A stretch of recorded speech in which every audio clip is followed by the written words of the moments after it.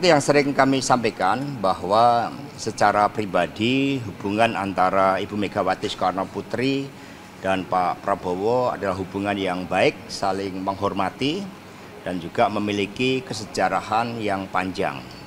Sehingga tentu saja ini menjadi suatu landasan yang baik di dalam membangun bangsa dan negara ke depan.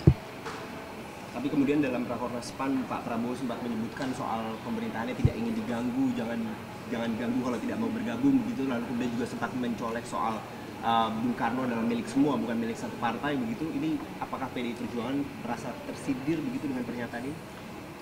Terkait dengan Bung Karno, apa yang disampaikan oleh Pak Prabowo, memang Bung Karno tidak hanya milik rakyat Indonesia, tetapi milik warga bangsa juga, karena Bung Karno bercita-cita untuk merombak sistem internasional yang anarkis menjadi sistem internasional yang mengedepankan kesetaraan antar warga bangsa, yang menentang berbagai bentuk penindasan dalam seluruh aspek kehidupan, mengedepankan kemanusiaan, keadilan. Bahkan Bung Karno mengusulkan Pancasila menjadi piagam dari perserikatan bangsa-bangsa untuk membangun suatu tata dunia yang baru.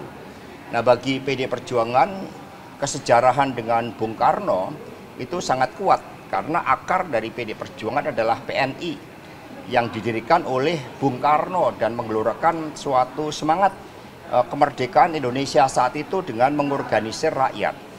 PD Perjuangan secara konsisten menjabarkan ide, gagasan, pemikiran, cita-cita Bung Karno dalam seluruh nafas kehidupan partai dan kehidupan berbangsa dan bernegara.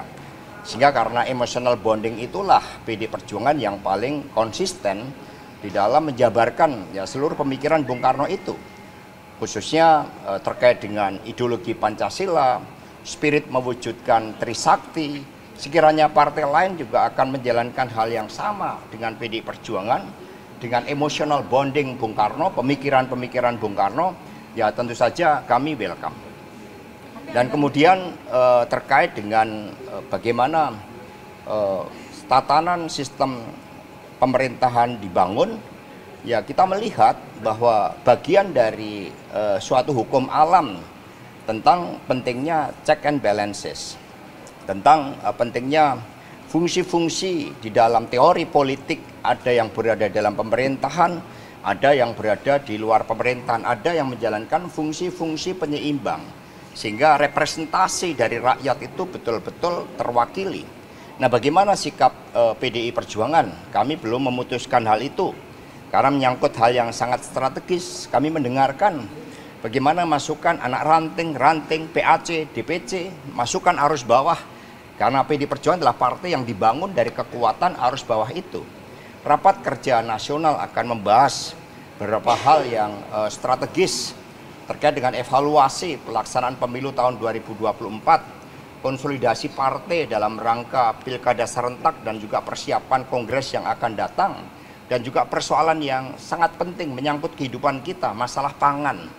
Karena terbukti pangan ini terus-menerus mengalami kenaikan, jangan sampai akibat global warming, akibat persoalan geopolitik, lalu Indonesia tidak terdepan di dalam memelopori kedaulatan di bidang pangan itu. Sehingga masalah pangan juga merupakan hal yang sangat strategis untuk dibahas di dalam rapat kerja nasional.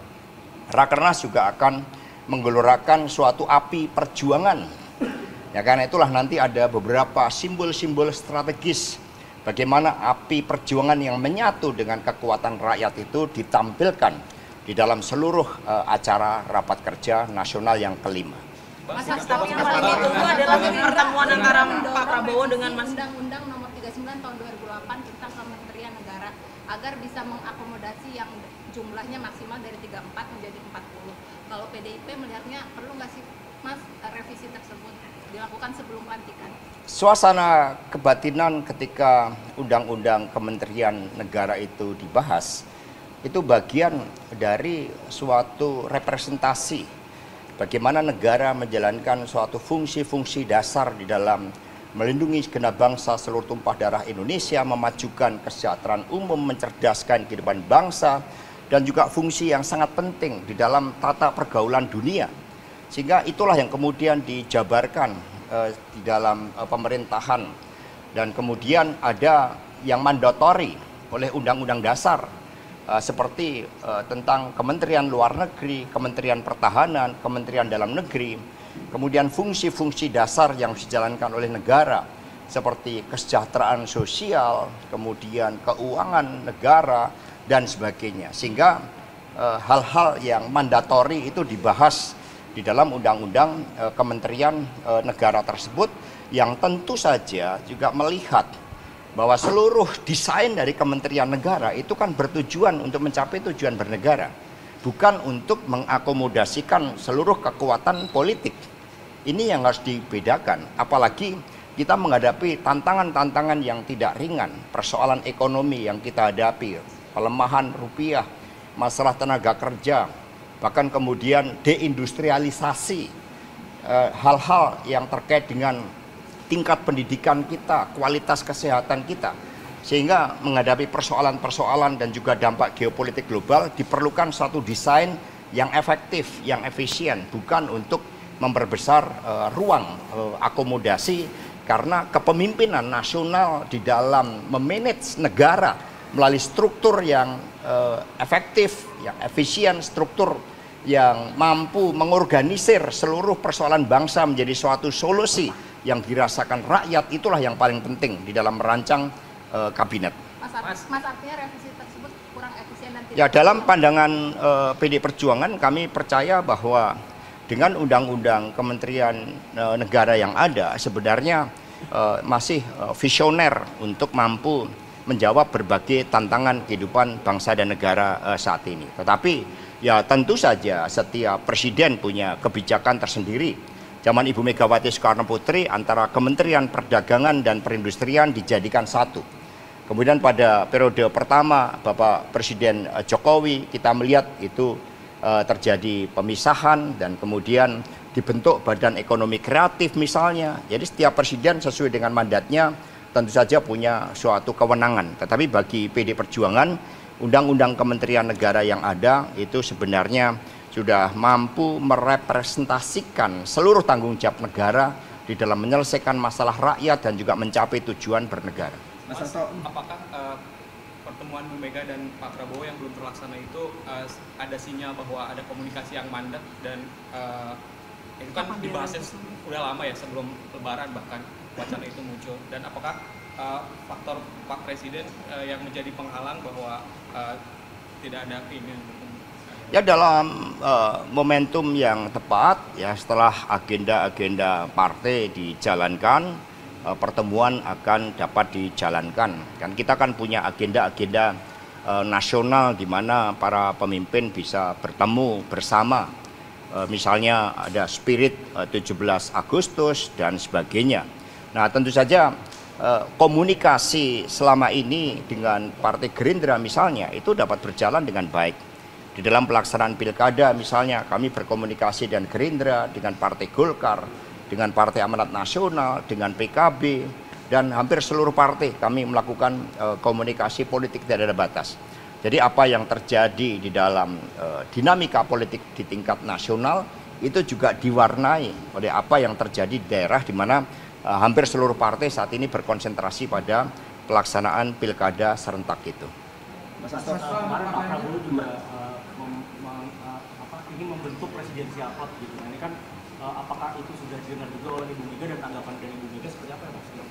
Ya, Ibu Megawati Soekarno Putri selalu mencermati dinamika kehidupan politik nasional. Beliau aktif berdiskusi, membahas berbagai persoalan bangsa dan dunia, termasuk hal-hal yang sangat fundamental seperti masalah pangan, kemudian global warming, itu menjadi agenda rutin dari Ibu Megawati Soekarno Putri. Sehingga hal-hal yang berkaitan dengan presidensial club itu juga Ibu membaca, mendapat informasi dari media dan juga dari laporan yang kami sampaikan secara periodik kepada beliau. Mas Hasto ini melihat kemudian kemarin setelah sindiran Pak Prabowo di Rakornas PAN, lalu kemudian sikap dari PDIP termasuk yang tadi soal kementerian ini mungkin tidak sejalan dengan pemerintahan yang baru, apakah terbuka kemungkinan untuk nantinya dalam Rakornas di akhir bulan ini PDIP akan mengambil jalur oposisi karena banyak membaca demikian? Yang kami luruskan bahwa di dalam sistem pemerintahan negara kita, sistem presidensial, ini memang yang dikenal adalah partai yang berada di dalam pemerintahan, partai yang berada di luar pemerintahan, dan juga ada kekuatan penyeimbang. Menyangkut hal-hal yang strategis, tentu saja PD Perjuangan akan melakukan kalkulasi secara mendalam.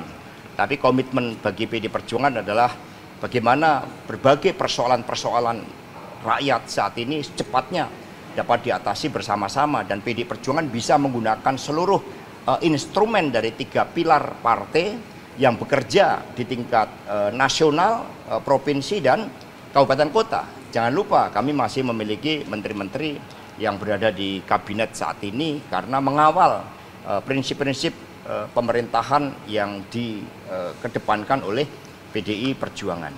Dan kemudian sekali lagi Rakernas akan membahas hal-hal yang sangat strategis. Apakah sikap PD Perjuangan terkait dengan berada dalam pemerintahan atau di luar pemerintahan, nanti kita akan mencermati seluruh dinamika termasuk pembahasan di dalam Rakernas, karena nanti ada komisi sikap politik yang akan membahas setelah mendengarkan masukan-masukan dari DPD partai. Dari situlah kami akan formulasikan sikap politik termasuk bagaimana pemerintahan ke depan harus disikapi oleh PD Perjuangan. Mas, Rakernas apakah juga akan membahas soal sikap-sikap kandidat yang akan diusung di pilkada besok, Mas? Sebenarnya kami sudah sangat intens membahas rekomendasi calon kepala daerah. Nanti yang akan dibahas adalah suatu strategi bagaimana kekuatan mesin politik partai, di mana dengan ujian yang begitu berat, PD Perjuangan masih menjadi pemenang pemilu. Bahkan di tingkat kabupaten kota, kursi dari PD Perjuangan ini mengalami kenaikan. Ya, hampir 38 kursi di tingkat kabupaten kota. Ini menjadi suatu bukti bahwa kekuatan di tingkat grassroots ini akan mengawal pelaksanaan pilkada serentak. Nama-nama sudah banyak yang dikeluarkan surat tugas. Di dalam Rakernas nanti juga direncanakan bagi kepala-kepala daerah yang berprestasi akan dikeluarkan rekomendasi dari Ibu Ketua Umum.